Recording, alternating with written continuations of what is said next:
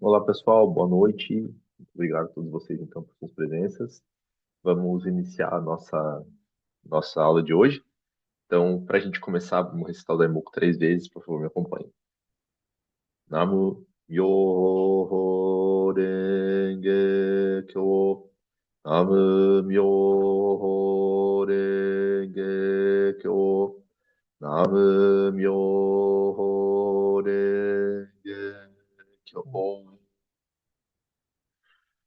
Obrigado a todos, então. A gente está lendo, né, nosso livro Sutra do Lótus, a biografia.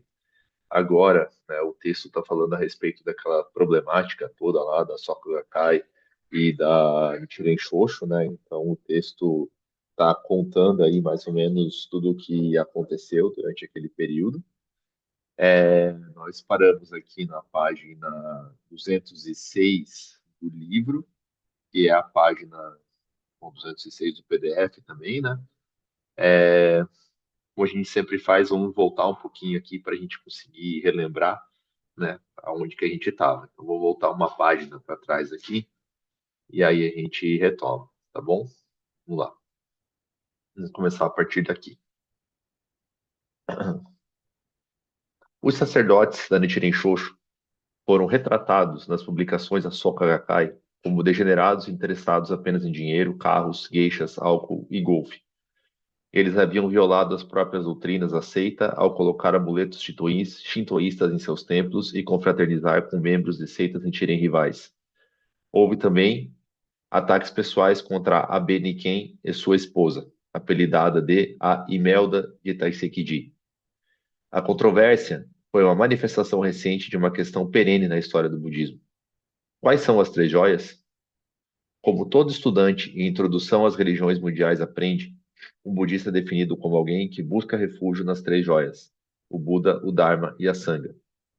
No entanto, muitos comentários foram gerados ao longo da Ásia e através dos séculos quanto ao que esses três termos significam nesse contexto. O Buda é geralmente visto como Shakyamuni, o Buda Story. O Dharma é o que ele ensinou, o qual engloba uma vasta literatura, independentemente da tradição que se aceita. Em alguns comentários afirma-se que o Dharma, que constitui a joia do Dharma, é apenas o Nirvana, pois este é o único refúgio verdadeiro contra o sofrimento. A joia da Sangha, a comunidade, também é amplamente interpretada. Parece ter significado originalmente apenas a comunidade nobre, Arya Sangha, aqueles que alcançaram um dos quatro níveis de iluminação. Contudo, passou a referir-se de modo mais amplo à comunidade ordenada de monges e monjas. A Nichiren Shoshu tem sua própria interpretação das três joias, não compartilhada por outras escolas budistas, incluindo outras seitas Nichiren. O Buda é Nichiren, de acordo com o que é chamado Nichiren Honbutsuron, a teoria de Nichiren como Buda original. O Dharma são as três grandes doutrinas secretas, o Honzon, o Daimoku e o Kaidan. A Sangha é o discípulo de Nichiren Nikko e, por sua extensão, a linhagem de sacerdotes principais da seita, bem como os sacerdotes da Nichiren Shoshu liderados pelo sacerdote principal. Na virulenta disputa entre Nichiren Shoshu e Soka Gakkai, a Soka Gakkai contestou este último ponto, argumentando que os sacerdotes não eram dignos de tal designação. Além disso, o próprio Nichiren não havia estabelecido uma distinção clara entre o status do monge e o status do leigo na era final. Os leigos, e não o sacerdócio, eram os verdadeiros representantes de Nichiren e de seus ensinamentos. Um artigo de jornal, em 1992, declarou: a lei do Dharma de Nichiren é algo para o povo. Aqueles que creem no Buda Dharma de Nichiren são todos filhos do Buda. Quando essas pessoas se reúnem, elas formam a comunidade de crentes, a verdadeira Sangha. Um ponto importante permanecia por ser resolvido, contudo. O objeto central de adoração em Nichiren Shoshu é o Gohonzon. Até o cisma, a Soka Gakkai havia exigido que seus membros recebessem cópias da sede em Taisekiji, cópias que eram feitas pelo próprio sacerdote principal em sua capacidade de sucessor direto de Nichiren. Com o sumo sacerdote agora condenado e os membros da Soka Gakkai excomungados, outro meio de acesso ao Daigo Honzon precisava ser encontrado.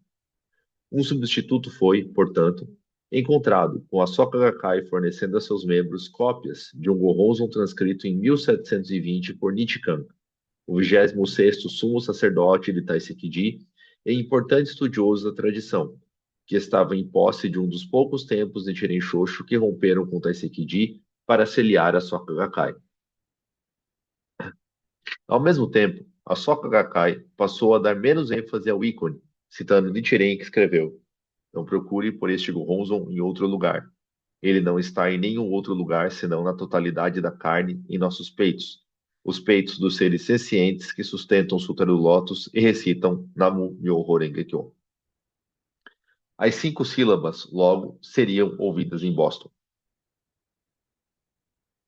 Então, chegamos no capítulo 7. E aí já se aproximando do final do livro, né? Página 208 de 266. Então, capítulo 7, Através do Pacífico.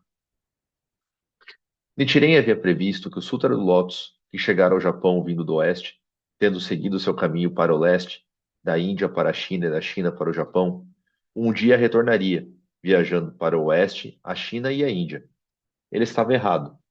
No século XX, o Sutra do Lótus continuou para o leste a partir do Japão, eventualmente alcançando o que se denomina Ocidente, atravessando o Oceano Pacífico e o vasto continente da América do Norte até chegar a Boston.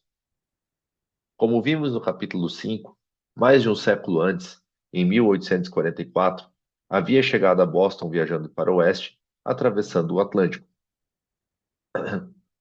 A primeira parada em sua jornada para o leste pode parecer improvável: a ilha de Guam. Por mais de 3 séculos de domínio espanhol, Guam passou ao controle americano em virtude do Tratado de Paris, em 1898, que pôs fim à Guerra Hispano-Americana. Em 7 de dezembro de 1941, horas após o ataque a Pearl Harbor, aviões japoneses bombardearam a pequena instalação americana em Guam. 2 dias depois, tropas japonesas desembarcaram na ilha. Após uma breve batalha, as forças americanas, em desvantagem numérica de 10-1, renderam a ilha ao Japão. Em 21 de julho de 1944, fuzileiros navais dos Estados Unidos desembarcaram em Guam. Em 10 de agosto, haviam assegurado o controle da ilha. Mais de 18 mil soldados japoneses foram mortos na batalha. Em 26 de janeiro de 1975, Ikeda Daisaku anunciou a fundação da Soka Gakkai Internacional com o objetivo de disseminar os ensinamentos de Nichiren ao redor do mundo. O anúncio foi feito na primeira Conferência Mundial pela Paz da Soka Gakkai, realizada em Guam. Conforme observado no capítulo anterior, após a derrota do Japão na Segunda Guerra Mundial, que os líderes da Soka Gakkai atribuíram ao fracasso do Japão em abraçar o Sutra do Lótus, toda a Josei havia começado a promover a paz mundial. Isso ocorreria por meio do que ele chamou de revolução humana. À medida que a devoção ao Sutra do Lótus aumentasse, a possibilidade de conflito e guerra diminuiria. 2 meses antes da Conferência de Guam, um artigo no jornal da Soka Gakkai, World Tribune, afirmava: Kosen-Rufu, ampla propagação, é o único propósito da NSA, Nichiren Shoshu of America. Estamos unidos em uma organização harmoniosa que será, em última instância, eficaz em manifestar o sonho da humanidade, vida em um mundo pacífico e próspero. Lembramos que este anúncio ocorreu cerca de 16 anos antes da ruptura da Soka Gakkai com a Nichiren Shoshu. De muitas maneiras, a fundação da Soka Gakkai Internacional foi uma versão do pós-guerra do grande plano de Tanaka Chigaku de evangelizar o mundo. Atualmente, a Soka Gakkai Internacional reivindica 1,8 milhões de membros fora do Japão. Em 95, a Soka Gakkai Internacional adotou uma carta. Lê-se em parte: nós, os constituintes e organizações e membros da Soka Gakkai Internacional, doravante denominada SGI, abraçam o objetivo e a missão fundamentais de contribuir para a paz, a cultura e a educação, com base na filosofia e nos ideais do budismo de Nichiren Daishonin.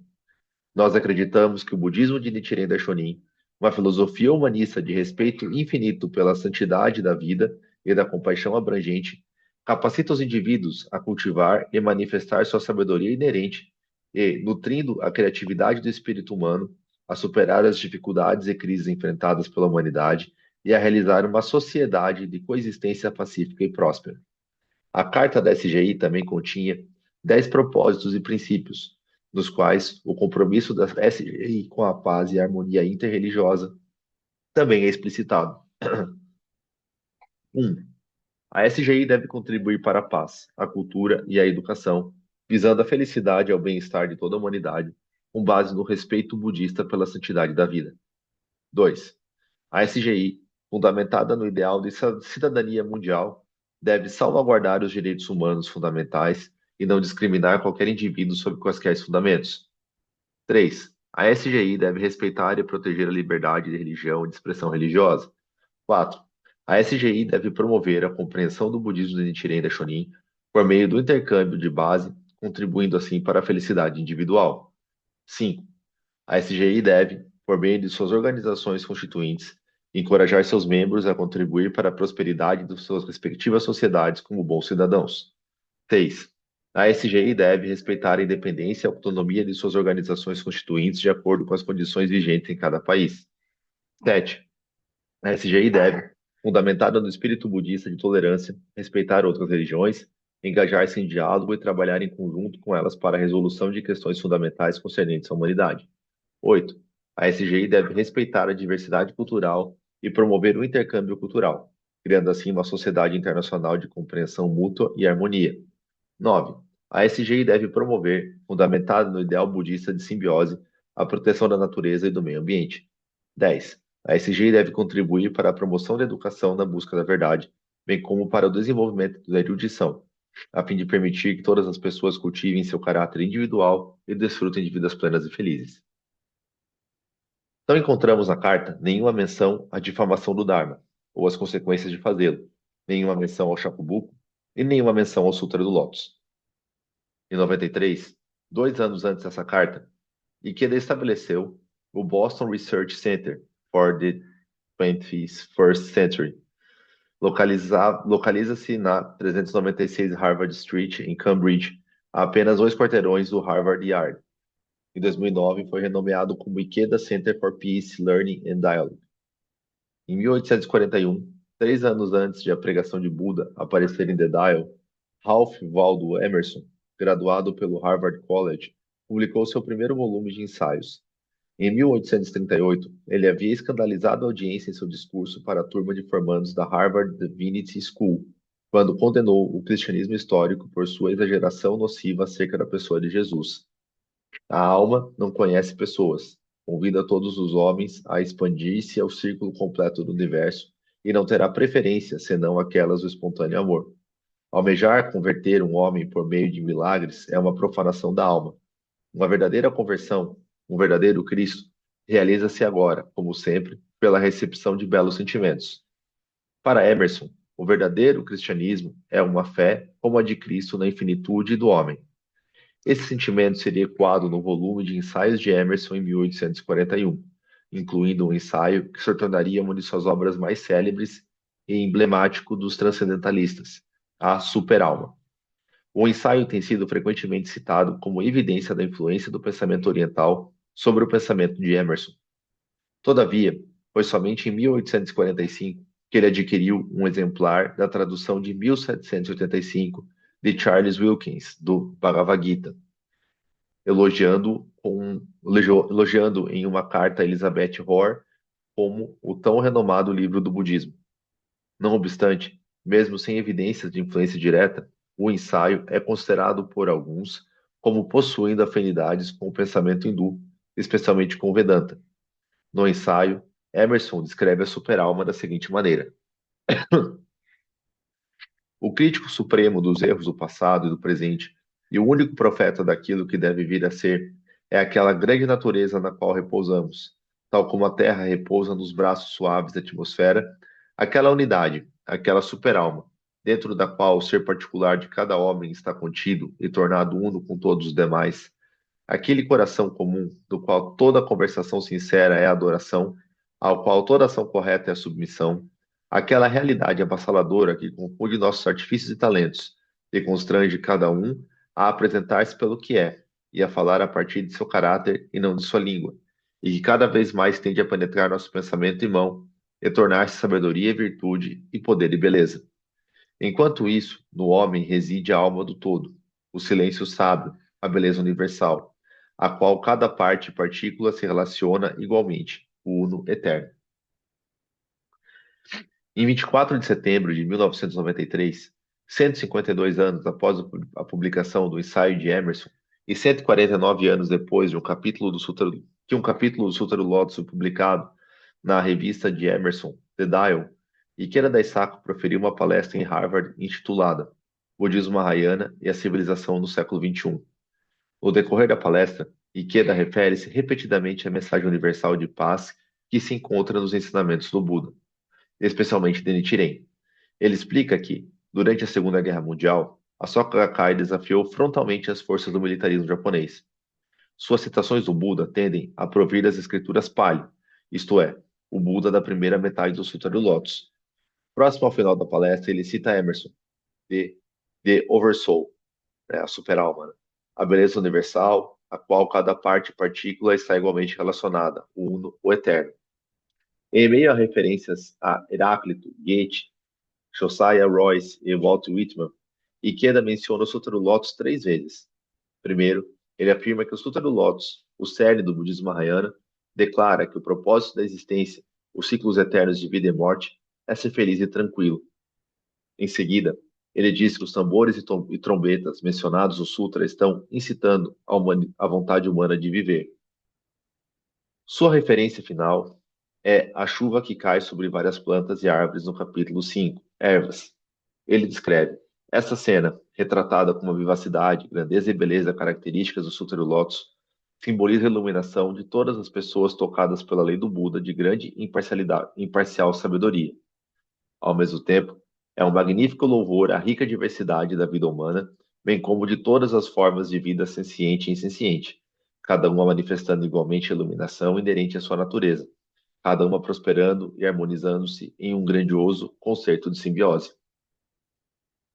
Foi este capítulo, naturalmente, que Elizabeth Palmer Peabody traduziu do ensaio de Burnouf e publicou em The Dial, em 1844. O Sutra do Lótus, que atravessou o Atlântico para alcançar Boston em 1844, encontrou, assim, o Sutra do Lótus que Nichiren havia enviado através do Pacífico. O Sutra do Lótus é um livro de dualidades. Um sutra há muito reconhecido por possuir duas partes, com seus capítulos divididos em prosa e poesia, suas parábolas narrando histórias daqueles que compreendem e daqueles que não compreendem, sua constante divisão do mundo entre nós e eles. Trata-se de um texto claramente não exclusivo na história das religiões, que foi utilizado tanto para promover a guerra mundial quanto para promover a paz mundial. Essa dicotomia estendeu-se aos dois ensaios que Elizabeth Palmer Peabody colocou lado a lado em The Dial em 1844. Em suas próprias palavras, Burnouf apresentou o Buda humano, o Buda histórico, o reformador social que lutou contra a corrupção do sacerdócio e ofereceu um caminho para a liberação aberto a todos. Em sua tradução, Burnouf apresentou um Buda cósmico, que ensina uma verdade única que cai como chuva sobre todas as criaturas da Terra. 150 anos depois, os dois Budas, vindos de mundos diferentes, sentam-se lado a lado na América, talvez desconfortavelmente, talvez mesmo de costas um para o outro. O Buda que melhor conhecemos é o Buda de Burnouf, o Buda humano, o Buda que meus alunos adoram, um homem que enfrentou os fatos do sofrimento e da morte e partiu em busca do estado além deles. Ele é o Buda da filosofia. O Buda da Soka Gakkai de Nichiren, do Sutra do Lótus, é um Buda que viveu por eras e que viverá por eras mais, que ensinou o budismo humano de Burnouf como uma medida para aqueles não preparados para reconhecer sua verdadeira identidade. Este é o Buda que meus alunos não gostam, aquele que arruinou tudo, aquele que mentiu. Ele é o Buda da religião. Ao longo desse estudo, observei a ansiedade que perpassa o Sutra do Lótus, à medida que uma nova visão do Buda e do budismo desafiava a visão antiga. A ansiedade da origem do Sutra reverberou ao longo da história por 2000 anos. O Sutra do Lótus, um texto que contém duas das declarações mais edificantes da história do budismo. Todos os seres sencientes alcançarão a Budeidade e o Buda não morreu realmente. Declarações que transmitem unidade e eternidade, serviria de várias maneiras como fundamento ou justificativa para todo tipo de fratura e divisão, de conflito e morte. Na China, foi, em muitos aspectos, a rejeição do Sutra Lotus aos ensinamentos anteriores do Buda que tornou possível o sistema de Panjial, classificação de princípios, o sistema de periodização e hierarquização das escrituras budistas recebidas da Índia. No Japão, o antagonismo presente no Sutra viria a se corporificar em Nichiren, que se separaria da sua própria seita Tendai porque ela não era suficientemente devotada ao Lotus, que condenaria o Estado e as outras escolas do budismo pelo mesmo crime. Após sua morte, os seguidores de Nichiren se dividiriam em suas próprias seitas e subseitas e sub-subseitas. Em 1874, como resultado de uma reorganização do período Meiji, havia 6 grandes subseitas do budismo Nichiren, com o Nichiren Shu e Chiha, combinando todas as linhagens que sustentavam que as duas metades do sutra eram de igual importância, Ichi e o Nichiren Shu Shoretsu-ha, consistindo de 5 subseitas que sustentavam que a segunda metade era superior, Shoretsu. Em 1876, 2 seitas do movimento anteriormente suprimido, Fuju-Fuze, nem dar nem receber, foram restauradas. As 5 linhagens Shoretsu também se tornaram seitas independentes. Em 1891, essas 5 seitas Shoretsu, que haviam sido previamente designadas como ramificações da Nichiren Shu, mudaram seus nomes, refletindo seu status independente. Em 1900, uma delas, a Homon Shu, cindiu-se com o grupo dissidente autodenominado Nichiren Shu Fuji-ha, Escola Nichiren Ramo Monte Fuji, posteriormente mudando seu nome para Nichiren Shoshu, a Escola Ortodoxa Nichiren.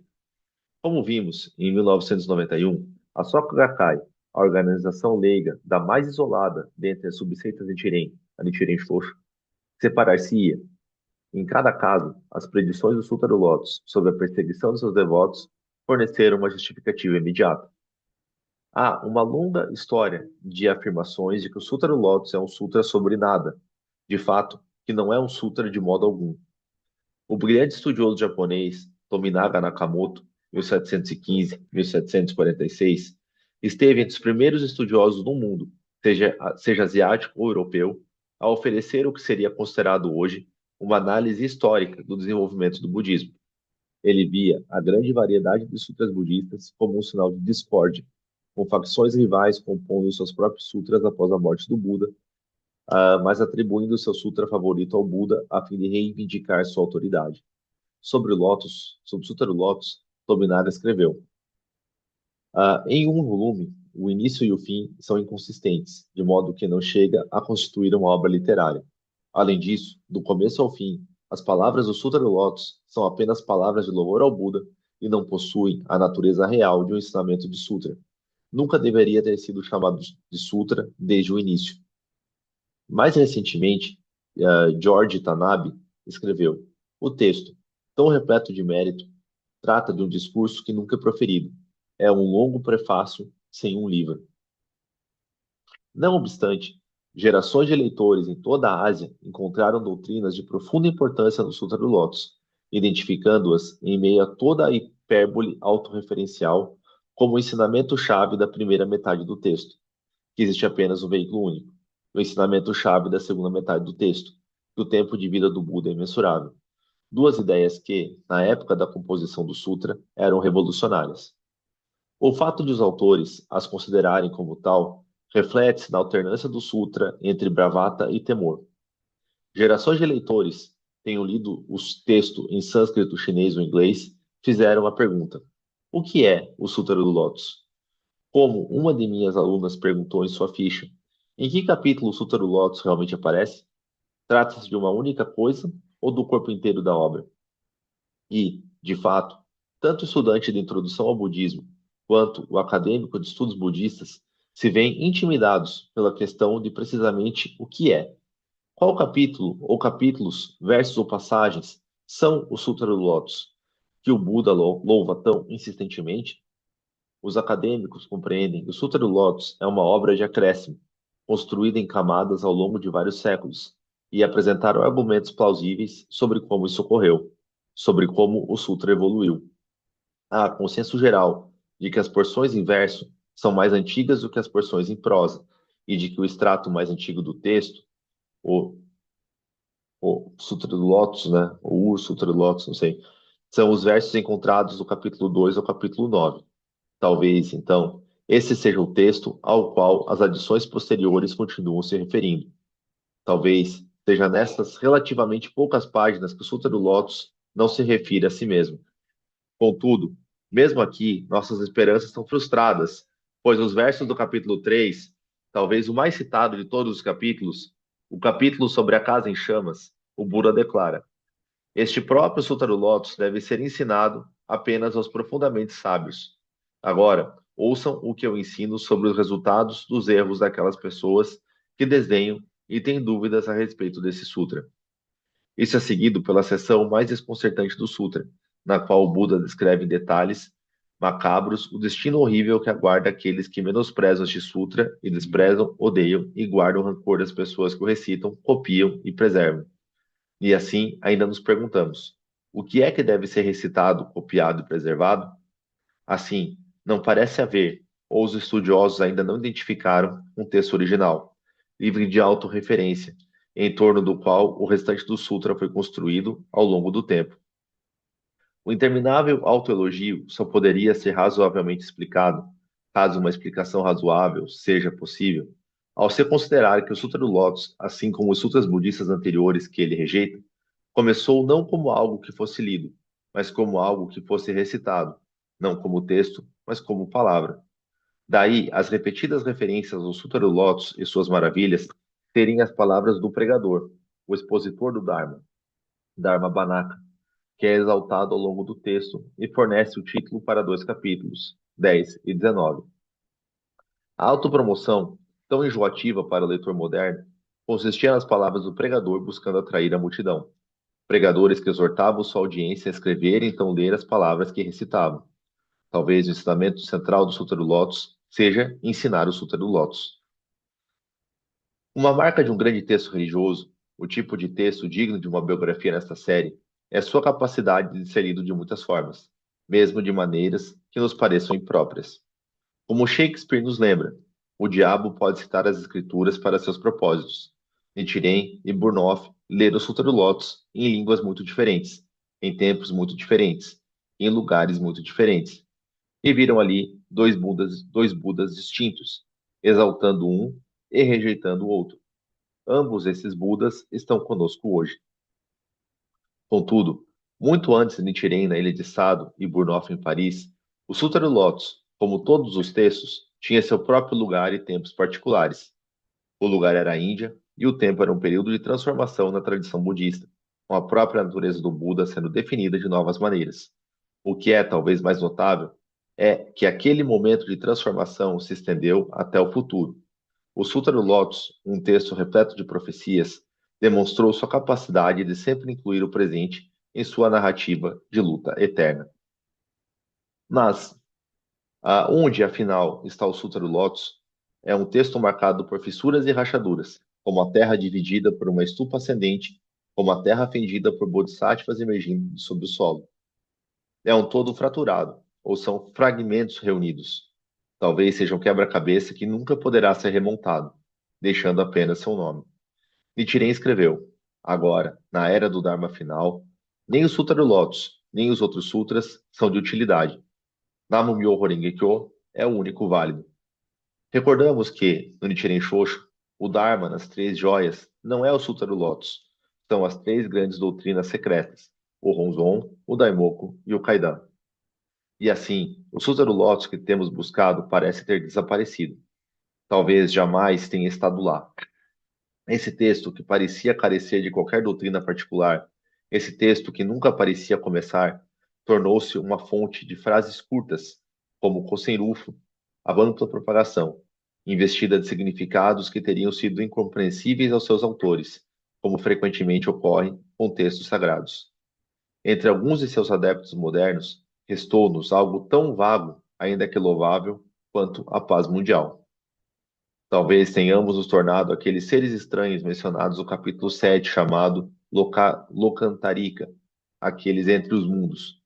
Talvez seja o momento de retornar ao texto de habitar a escuridão das fissuras que parecem marcá-lo. Ao retornar ao texto, ao ler o Lotus, Sutra do Lotus, né, como o próprio Sutra nos exorta a fazer, ao explorarmos suas rachaduras e fissuras, aqueles de nós que, nas palavras do Sutra, temos vivido os lugares escuros entre os mundos, onde os raios do Sol e da Lua não conseguem penetrar, podemos reconhecer uns aos outros, como os muitos leitores diferentes das muitas leituras diferentes do Sutra do Lótus dizerem uns aos outros. Como é possível que seres sencientes tenham aparecido aqui subitamente? Bom, aqui a gente, na verdade, encerrou, né, o livro. A partir daqui, agora são as notas, né? São somente notas e o texto em si do livro acabou. Então, agora a gente quer saber, né? Vocês têm dúvidas, comentários, perguntas? Podem ficar à vontade.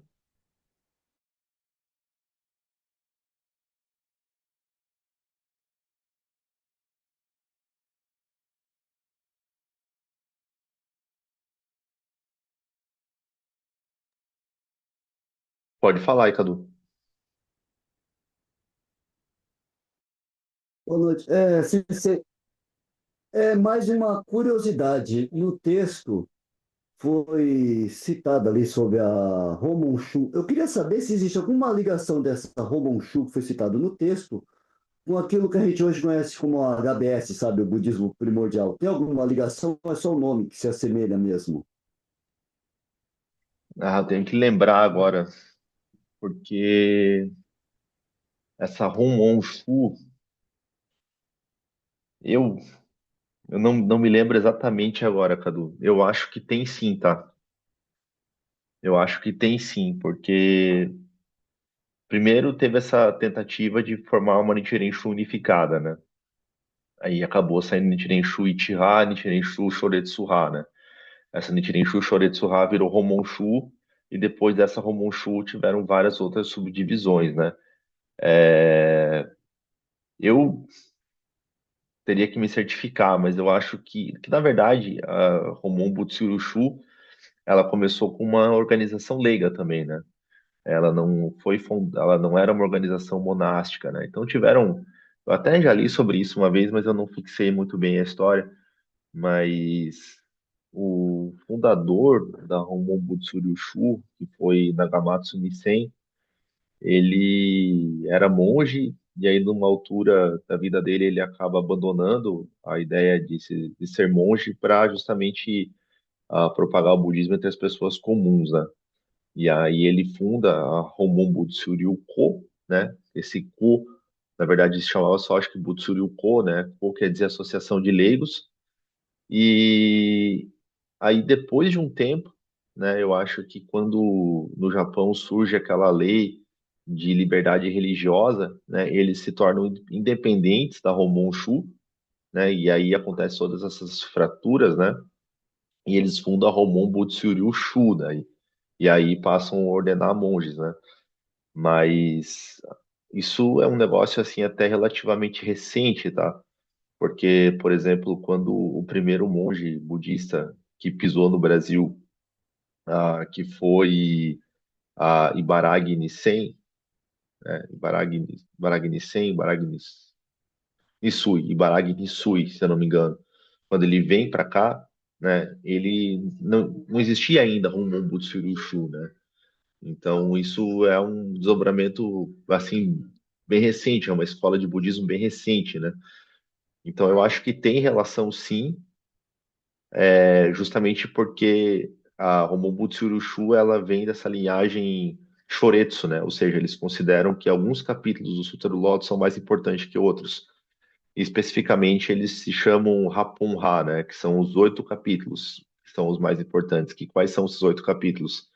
São os capítulos desde quando os bodhisattvas surgem da Terra, né, até o momento em que eles vão embora, né? Então eles falam, esses são os 8 capítulos que foram pregados para o Buda para nós, né? Então nós que somos bodhisattvas da Terra estávamos presentes no momento da pregação durante esses 8 capítulos, então são esses 8 capítulos que são importantes, né? Então Eu preciso só confirmar, né? Mas eu tenho quase certeza que sim, tá? Que tem relação, sim. Obrigado, Sensei.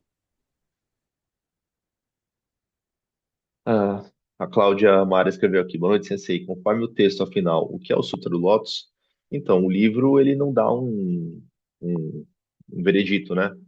Ele, ele faz algumas especulações, né, no final. Ele fala, será que é essa porção que vai do capítulo 2 ao capítulo 9, né? Mas na verdade, né, o Sutra do Lótus ele não é um sutra que ele tem um ensinamento racionalmente exposto, né, claro, né, para todas as pessoas, né. Então, muita gente fala que o ensinamento do Sutra do Lótus ele se encontra justamente nas entrelinhas, né, justamente nesse vácuo, né, que se forma, aonde que está o Sutra, o que é o Sutra do Lótus, é justamente nesses lugares, né, que o ensinamento do Sutra é revelado, né. Então o texto, né, o livro até fala, né, que a gente deve voltar ao texto, né, voltar à escuridão dos entre os fragmentos, né, do Sutra para tentar encontrar o que ele quer dizer, né. Então eu acho que é isso, né? É isso que se encontra, né? É ali que se encontra o texto, né? O ensinamento verdadeiro, né? E justamente por ele não ter um ensinamento assim claro, né? Tipo 1 mais 1 é 2, é que ele tem sido objeto de constante debate, né? E foi ali, né? Nesse vácuo que tantas pessoas eminentes, né? Importantes do budismo encontraram, né? Explicações, né? Encontraram a verdade, né? Então é muito difícil a gente apontar, né? É um texto que é para ser vivido, não é um texto para ser lido e entendido, né? Então a gente recita, recita, recita, estuda, estuda, estuda, pratica, pratica, pratica, e aí a gente consegue descobrir, né? Qual é finalmente o ensinamento, né? Então, esse é o grande mistério do Sutra do Lótus, né, e que leva a gente a fazer perguntas e que leva a gente a respostas que nos levam a novos mistérios, né? Então, o Reverendo Warner, né, fala nas suas palestras bastante a respeito disso, né, dessa circularidade do Sutra do Lótus, né? Então, a gente nunca esgota ele, né? A gente sempre pode encontrar novas camadas e encontrar novos insights que nos conduzem à iluminação, né?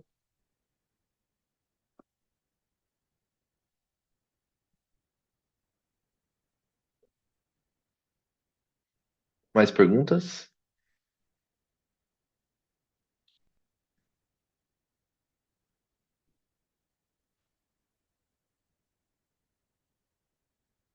No contexto geral aí, vocês gostaram do livro? Entenderam? Acharam que valeu a pena a leitura? Conseguiram absorver alguma coisa?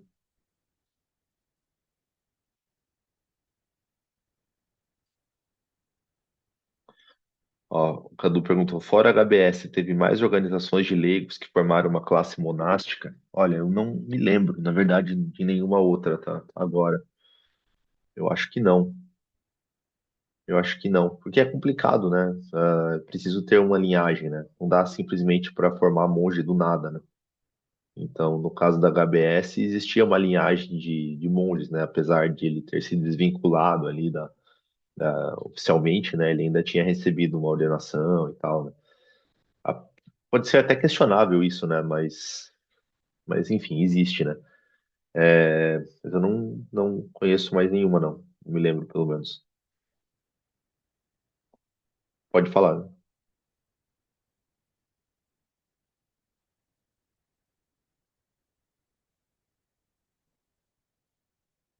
Eu acho que a internet do Cadu, ou a minha aqui, não sei, tá travando um pouquinho.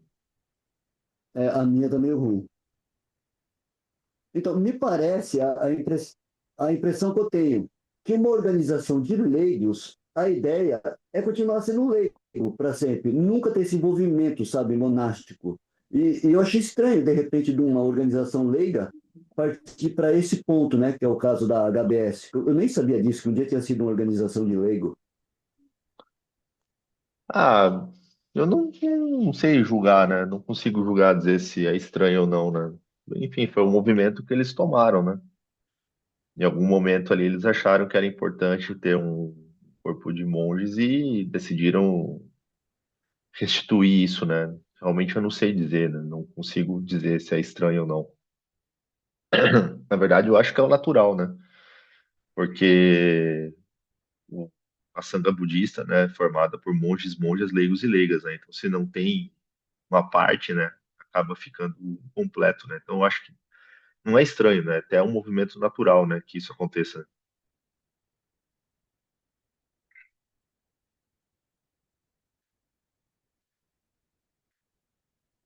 Mais perguntas aí, pessoal? Mais comentários?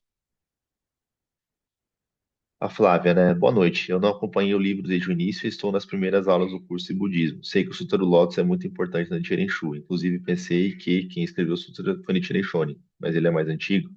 Sim, então, os sutras budistas, né? Eles são registros dos ensinamentos do Buda Shakyamuni, né? Então, o Buda Shakyamuni viveu lá 2.500 anos atrás e ele pregou, né, de forma oral e discípulos posteriores, né, acabaram compilando e transmitindo de maneira escrita os ensinamentos, né?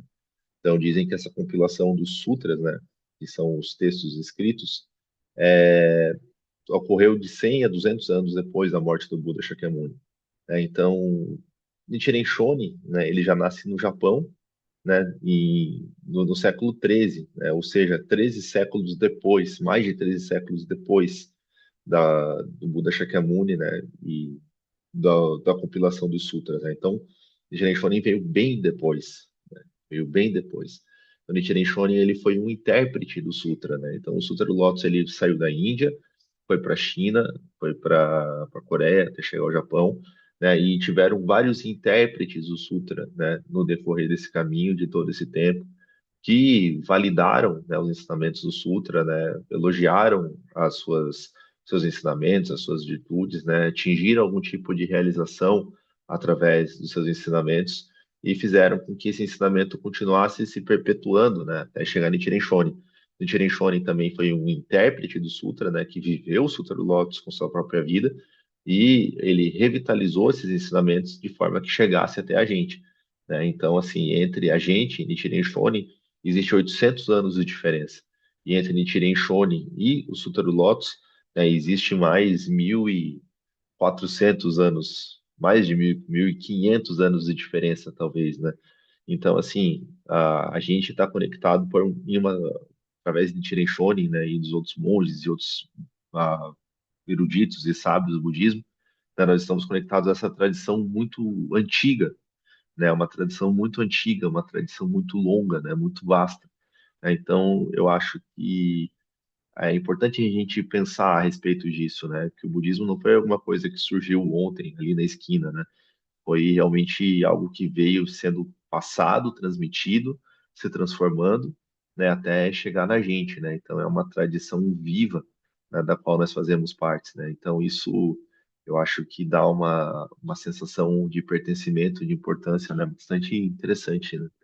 Então é isso, né, Flávio? Talvez para você esses últimos ah, capítulos aí tenha até sido um pouco estranho, né? Porque se você não tinha ouvido falar a respeito do Sutra do Lotus, talvez você não, né, tenha ficado assim um pouco confuso a respeito de algumas coisas, né? Mas o curso básico lá que você está acompanhando, ele é bem importante, né? Porque lá ele contextualiza, né? Explica, né, toda a história do budismo, da onde surgiram os sutras, da onde surgiram os mestres, os professores, né? E como tudo isso chegou até a gente, né? Então se escreveu aqui, né? Fiquei em dúvida porque bom, o centro de budismo tibetano eles não seguem e pregam o Sutra do Lótus. O budismo tibetano eles dão menos ênfase, né, no Sutra do Lótus, apesar que ele tá, né? Claro, ele tá no Kangyur lá, que é o Tripitaka, né? Não sei se pode dar para dizer assim, né? Mas é o conjunto de sutras do budismo tibetano, então ele faz parte, né? Ele tá lá, mas ele não é tão estudado quanto os outros, né? Só que uma coisa interessante, né, é que alguns mestres aí que hoje em dia fazem esse tipo de comparação, né? Porque antigamente não existia esse tipo de preocupação, né? De se comparar um texto com o outro, uma tradição com a outra, né? Então, o pessoal do Tibete seguia o budismo, né? Para eles, eles não seguiam o budismo tibetano. né? Eles seguiam o budismo, né? Era o que eles conheciam, né? Então não existia essa comparação, né? Então, hoje em dia, né, com essa preocupação, né, se sabe, né, que embora não se estude, muitos comentários, né, muitos tratados do budismo tibetano, eles mencionam o Sutra do Lótus explicitamente, né?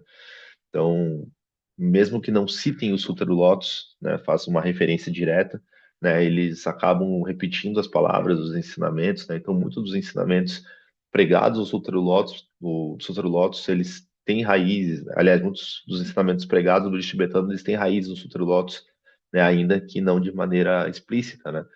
Então, por exemplo, mas eu li um livro do Lama Tsongkhapa, né, que foi um dos monges mais importantes aí do budismo tibetano, né, da escola Gelug, e ele escreveu esse Lanrin Shenmo, né, que é esse tratado do ensinamento gradual, né, do budismo, e lá ele cita algumas passagens do Sutra do Lótus, assim, claramente, né, mas talvez é alguma coisa que tenha sido feito de forma oral, assim, né, os mestres ensinavam uns aos outros, né, então citava o Sutra do Lótus, a pessoa ouvia, mas ela não sabia que aquilo vinha do Sutra do Lótus necessariamente, né, era um ensinamento que ela recebeu do mestre dela, né. Então, hoje, né, está sendo feita como é que eu posso dizer, esses cruzamentos entre os ensinamentos e é possível saber, ah, isso veio daqui, isso veio de lá, né? Então, é isso.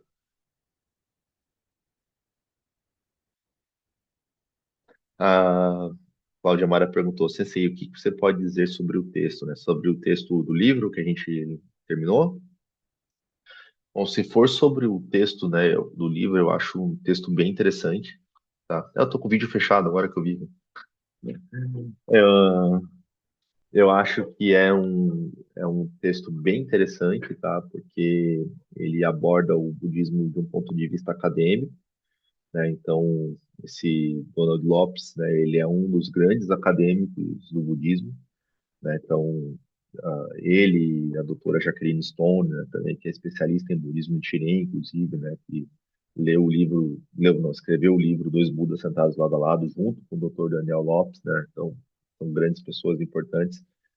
E eles escrevem, então, a respeito da história do budismo, do Sutra do Lotus, das escolas Nichiren, de um ponto de vista acadêmico, ou seja, imparcial, né?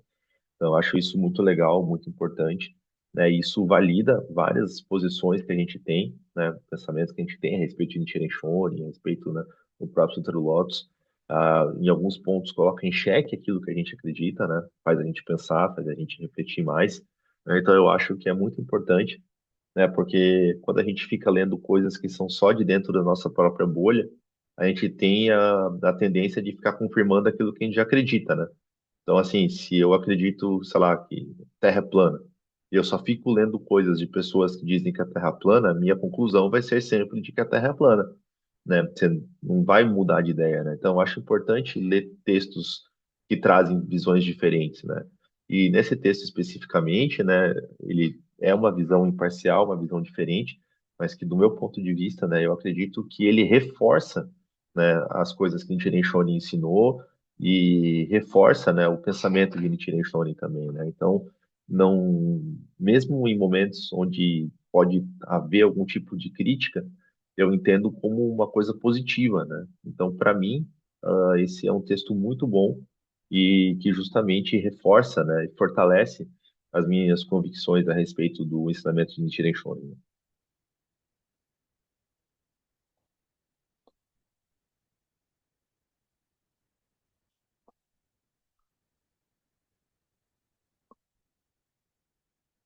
Mais algum comentário, pessoal? Só uma curiosidade aqui que eu queria falar, né? É, recentemente, né, morreu um outro estudioso de budismo assim bem importante no meio acadêmico, né, que foi o Dr. Bob Thurman, né? O Dr. Bob Thurman, ele é pai da Uma Thurman, né, aquela atriz famosa lá de Hollywood, lá do, esqueci o nome do filme, aquele mais famoso do Pulp Fiction, né? Então ela fez ali, acho que o principal filme dela, e o pai dela é o Bob Thurman, né, que faleceu acho que semana passada, né? Ele é avô da menina lá do Stranger Things, lá. Maya Hawke. Então, assim, né? Só como curiosidade, né? Pra gente, né? Ele também foi um grande acadêmico, né? Uma pessoa muito influente, muito importante, que faleceu, né? Então, existem poucos acadêmicos budistas, né, no mundo. Então, a gente tem que conhecer eles e valorizar a obra que eles deixam no mundo pra gente.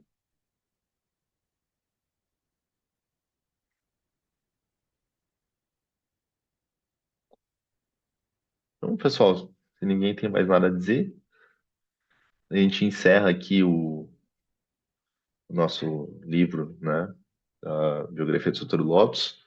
E se vocês tiverem sugestões agora de algum outro livro, né? Algum outro estudo para a gente fazer nas próximas semanas, né? Fico à disposição.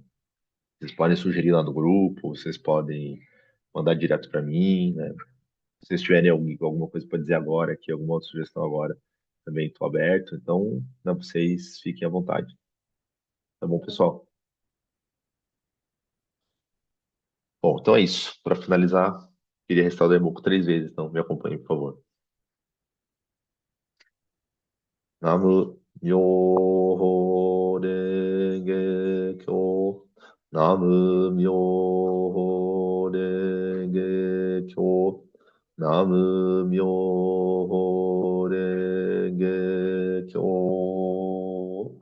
Muito obrigado a todos. Uma boa noite, uma boa semana. Tchau, tchau.